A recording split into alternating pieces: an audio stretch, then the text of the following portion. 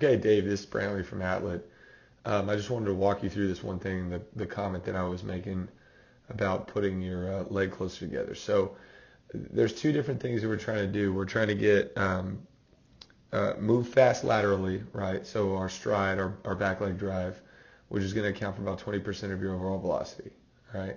And that's the speed that's necessary going into rotation. So the faster that is, the faster you'll throw.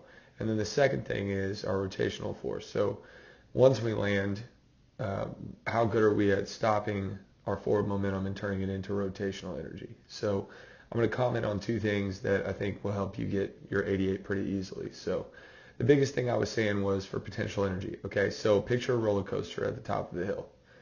All right, higher the hill, higher the potential energy.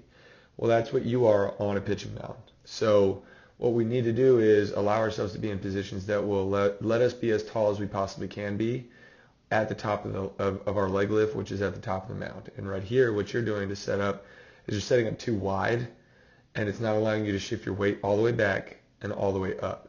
So when you lift your leg has this big gap. Like, see how there's this gap between your two legs here as you're lifting, and your weight's not getting all the way back over your back leg, okay, and it's not getting to its tallest point.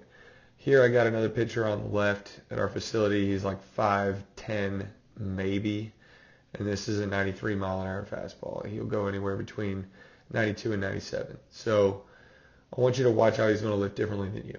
He's going to allow his leg to come closer or come back, and he's going to allow his weight to get all the way up and all the way back. And so when he is at his peak leg lift, he's got more potential energy to then bring down the mound than you do. And if you would just make that subtle change and then focus on back leg drive and everything you've been doing, like this is a very good aggressive leg drive here that you're going to do.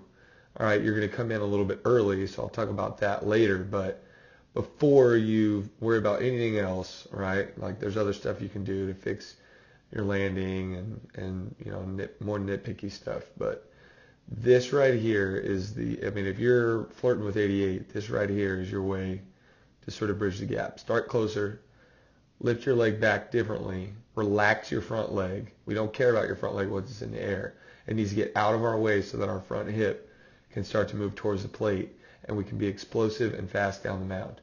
So relax your front leg, get your leg to be more like this. So it's going to be straight here, and your front leg is going to be more like right in here, in this window here. And so you're going to be taller at this point in time, and then bring everything towards the plate. I think that's going to be the first step I would fix. And then from there, just send me some updated stuff, and I can relook at it. But that's it, man.